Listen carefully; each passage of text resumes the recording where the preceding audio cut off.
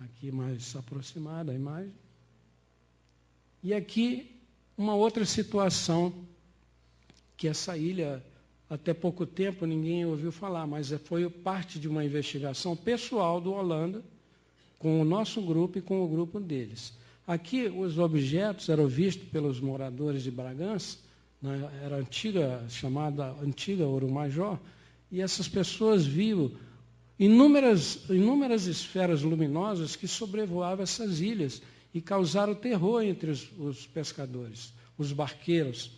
Os barqueiros já não encostavam mais na ilha, porque essas esferas luminosas se manifestavam em número muito grande. E o curioso é que chegou na região uma mulher estranha, uma mulher bastante estranha. Ela tinha a nacionalidade suíça, o passaporte inglês e residia em Paris. Então, essa mulher, ela, de acordo com as informações, ela era uma mulher franzina, de 1,5 metro de altura, quer dizer, um aspecto físico totalmente diferente do que se espera de uma mulher dos países nórdicos lá. Então, normalmente aquelas pessoas, habitantes lá, são pessoas altas, louras, né, de compleição física bem acentuada. Ela não, era uma pessoa franzina, magrinha, e tinha olhos azuis, oblíquos, era uma pessoa bastante estranha. E ela chegou lá, se interessou para visitar o litoral paraense, e numa dessas viagens ela conheceu um barqueiro chamado João Olaia.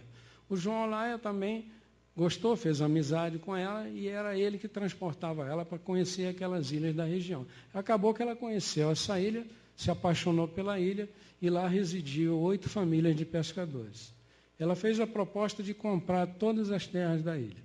Então, os pescadores se recusaram, porque eles viviam daquela pesca ali naquela região. Então, ela ofereceu mais dinheiro e se propôs a pagar tudo à vista. E foi o que aconteceu. Só que ela fez uma exigência. Ela disse, olha, eu pago vocês amanhã de manhã com dinheiro vivo, mas eu quero todo mundo de tarde fora da ilha. A partir de meio-dia eu não quero mais ninguém aqui. Pode levar tudo. E foi o que aconteceu. Ela pagou, foi a Bragança, registrou em cartório a compra, está tudo registrado em cartório, e ela passou então a conviver aí, mas ela não ficava direto na ilha, ela sumia, e quando ela voltava, ela aparecia com 12, 20 homens na companhia dela. Esses homens eram ditos pelos moradores da região como pessoas muito estranhas, de comportamento estranho, de vestimentas fora de época. Esses homens falavam um idioma que só ela traduzia. E quando os comerciantes, os barqueiros perguntavam a ela quem eram os homens, ela dizia que eles eram cientistas. Esses homens, eles falavam um idioma que ninguém entendia, somente ela. E ela passou, então, a partir desse momento, que ela frequentava a ilha na companhia dessas pessoas, ela passou a comprar semanalmente, de 200 a 400 quilos de peixe. Então, os pescadores, as pessoas do mercado onde ela comprava, aquilo chamou muita atenção e eles passaram a segui-la. E o que ocorre? Ela levava, eles entregavam o peixe lá na ilha, e aqueles homens que chegavam na companhia dela, de manhã, por exemplo, à tarde já não estavam mais na ilha. Não havia ninguém mais na ilha. Nem ela, nem os homens. E não encostava barco, não encostava no helicóptero, não ia lá resgatar eles. Isso chamou a atenção da Operação Prato. O Holanda tomou conhecimento da compra desses peixes, a enorme quantidade, e imaginou logo, essa mulher, ela está alimentando um grupo de guerrilheiros na ilha. Nós estávamos vivendo um regime militar, então tudo era dúvida, né? Então, ele disse, olha, essa mulher, ela está preparando alguma coisa, ou ela está contrabandeando arma na ilha, ela está treinando gente lá, ou eles é que estão treinando alguém, porque ali tudo é divisa com as Guianas ali, né? A Guiana francesa, a Guiana holandesa, então ali tem sempre alguma situação bastante complicada ali. Até nos dias de hoje ainda tem. Bom, então a Holanda decidiu separou lá um pessoal do grupo dele, do nosso grupo, e decidiu ir lá na ilha investigar. Quando eles chegaram na ilha, essa ilha ela é uma ilha oceânica, ela fica 5 horas distante do litoral. Embora não pareça no mapa, mas de Uramajó até lá são 5 horas de barco veloz. E chegando na ilha, essa ilha não tem absolutamente nada, não tem luz, não tem nada. Os pescadores vivem lá na parte, vamos dizer, mais humilde, mais simples possível.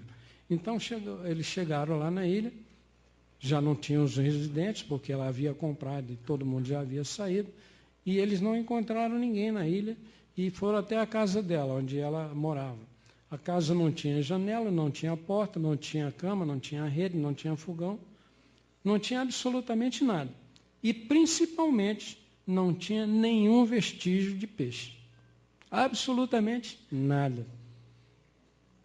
Não tinha uma escama em toda a ilha, não tinha uma espinha de peixe em toda a ilha. No varal das casas não encontraram uma cueca. Então, as coisas realmente muito sérias estavam acontecendo ali. E essas luzes foram chamadas pelos residentes, pelos moradores de Bragança, de Augusto Correia, de pequenas luas. Essas luas, elas só se apresentavam na ilha quando essa enigmática mulher estava lá. Quando ela chegava na ilha, essas luas se manifestavam. Quando ela ia embora, as luas desapareciam. Aí os moradores, com medo dela, passaram a ter medo dela, porque achavam que ela estava realmente treinando aquele pessoal lá na guerrilha. Esses moradores fizeram uma denúncia à Polícia Civil lá de Belém. A polícia foi, prendeu, levou para Belém e fizeram lá uma investigação de 3 dias e liberaram, porque não foi encontrado nada que pudesse desabonar a conduta dela, até aquele momento. Bom, aí ela desapareceu, ela disse que ia a Paris, porque tinha uma herança para receber do pai, que havia falecido, e nisso ela ficou uns 6 ou 8 meses desaparecida. Quando ela voltou com mais dinheiro, ela queria comprar mais coisas. Aí ela foi lá e no mercado ela fazia cada vez mais comprando peixe. E cada vez os barqueiros entregando mais peixe lá na ilha. Até um determinado momento que os caras fizeram uma nova denúncia, porque ela passou a caminhar nua na ilha durante o dia e à noite ela tomava banho, mas eles diziam que ela flutuava sobre as águas. Os pescadores ficaram com tanto medo que eles ficavam nas embarcações ao largo, vigiando ela dia e noite. Entendeu?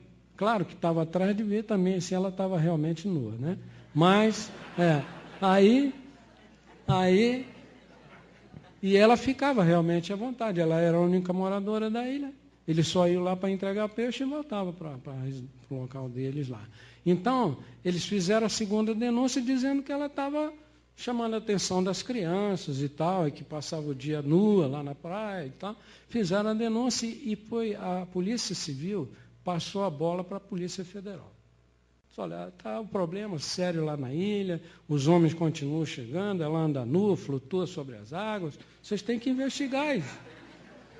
E a Polícia Federal foi lá.